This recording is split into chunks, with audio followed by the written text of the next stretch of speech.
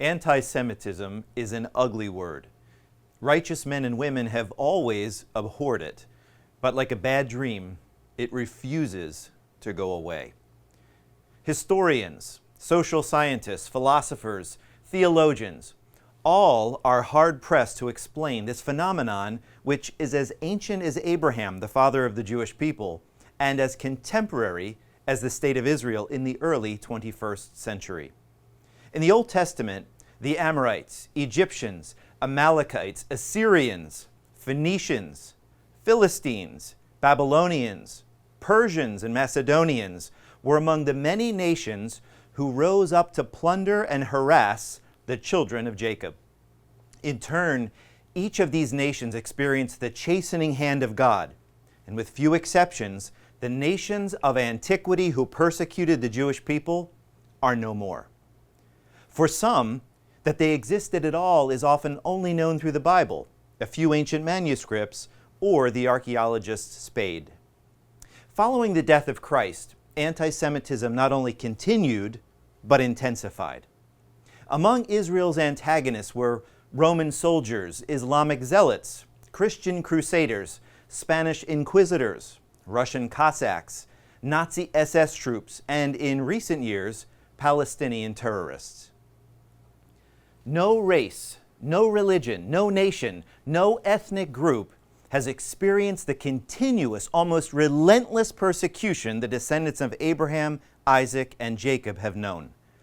Clearly, one of the great marvels of human history is the continued existence of the Jewish race. God himself gave the formula for destroying the Jew. He said, in effect, if humanity could destroy the sun, moon, and stars, then and only then could they destroy Israel. But as long as those heavenly bodies were in the sky, Israel would continue to exist as a nation. Here is compelling evidence to those with an open and honest mind of the existence of God and his faithfulness to his word.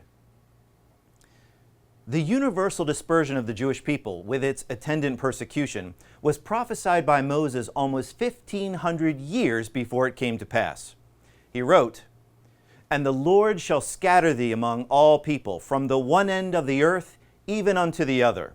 And there thou shalt serve other gods, which neither thou nor thy fathers have known, even wood and stone. And among these nations shalt thou find no ease, neither shall the sole of thy foot have rest. But the Lord shall give thee there a trembling heart, and failing of eyes, and sorrow of mind. And thy life shall hang in doubt before thee, and thou shalt fear day and night, and shalt have none assurance of thy life." After the death of Christ, the hostility between the Jews and Imperial Rome continued to fester for some 30 years.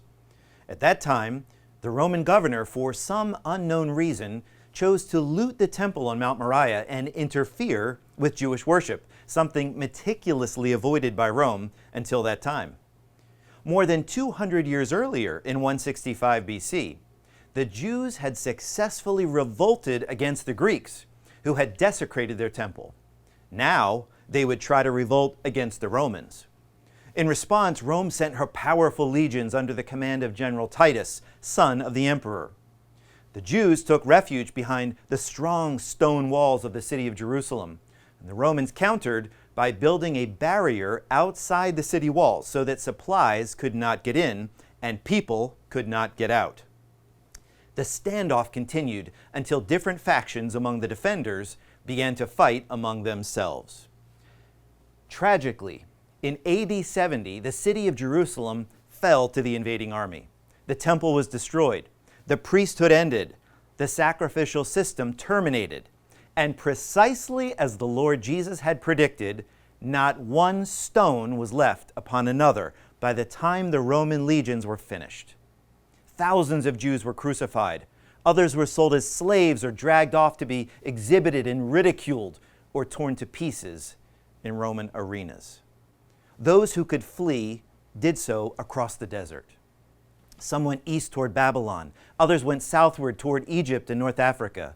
Still others chose to sail to the countries bordering the Mediterranean Sea. The worldwide diaspora, or Greek for dispersion or scattering, of the Jews had begun. A remnant of Jews, however, stayed behind, preferring to bow to Rome rather than face the uncertainties and hardships of dispersion.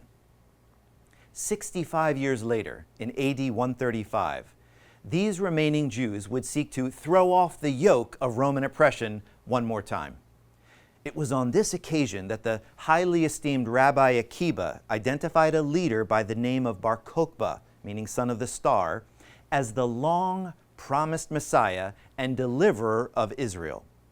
With rabbinic sanction, multitudes flocked to his side to fight against the hated Romans. It would end in disaster. 500,000 men, women, and children died. Rabbi Akiba was captured and tortured to death.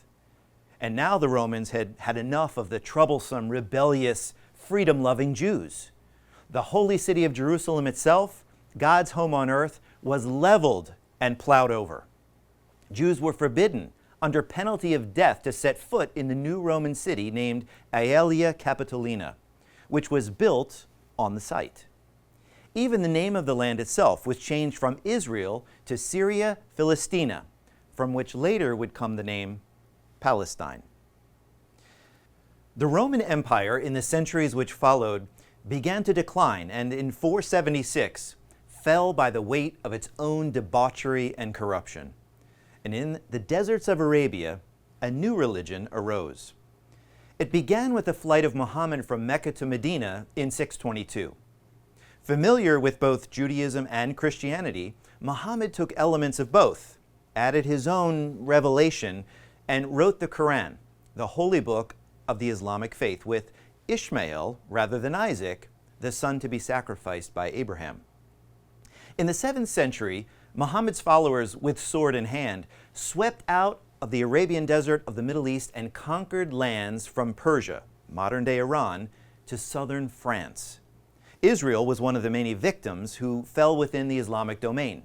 In Jerusalem, on the site where Abraham had consented to offer Isaac as a sacrifice to his God, and the Solomonic and Herodian temples once stood, they erected the Dome of the Rock, or the place, according to Islamic teaching, where Muhammad ascended into heaven, and the Al-Aqsa Mosque, today the third most holy site in the Muslim world. The Muslims held sway for the next 5 centuries, and under their rule, the plight of the Jew would once again be difficult. In the 11th century, the Christians of Europe became aroused over the fact that the Holy Land was ruled by the Muslims.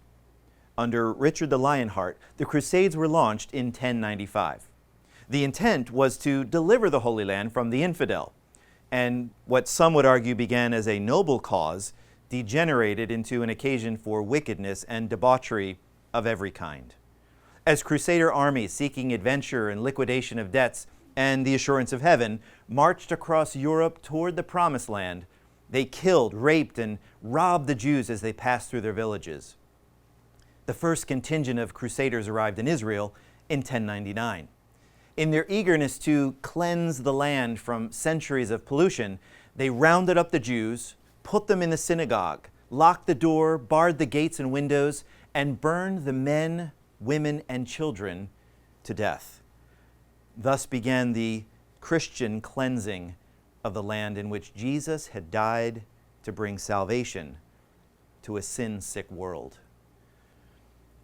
The Crusaders managed to gain a foothold, and for about 100 years, they controlled Palestine from strategic fortresses along the coastline and inland. Eventually, they were driven out by troops from the eastern realm of Saladin the Magnificent. The Holy Land continued to be drenched in blood until it was captured by the Ottoman Turks in 1516. Under Turkish rule, landowners were taxed based on the number of trees on their property, and so trees were cut down to reduce taxes. The forests were also cut down to fuel the trains of the famed Orient Express, which had a spur that ran through Palestine to Egypt. The hills became barren. The topsoil was washed away by the rains. The land languished, and the fertile plains became swamps, and swarms of mosquitoes spread malaria in much of the Galilee and the Sharon, along the coastal plain. But this was not the end. More wars were to come. In 1798, Napoleon Bonaparte, with his great army, entered Israel from Egypt, hoping to destroy the Ottoman Turkish Empire. He was defeated in Palestine at the fortress of Acre, or Akko, north of modern-day Haifa, and he returned to France. In the ancient land, which knew greatness and glory in the days of David and Solomon, the land where Christ was born, and the stage upon which redemption was acted out, lay in decay. It had become no more than a collection of sickly villages, with Jerusalem hardly more than a small town, and the whole country ruled by a governor, appointed usually for a price by the Sultan in Turkey. Not in all of the centuries during which the land was governed by Romans, Muslims, Crusaders, Saracens, and Turks did the people who lived in the land set up their own government. They fought over the land, they used the land, and they abused the land. But only the Jew, linked to the land with an eternal love, would form a government, draw the land to her heart, and make her to blossom as the rose. But what of the other Jews during all this time, most of whom had been scattered over the face of the earth? Had they fared better than their brothers and sisters who had stayed in the land? I invite you to discover the answers with me in the next episode. Click the link below to watch part 2 of How Dark the Night, a history of Jewish persecution.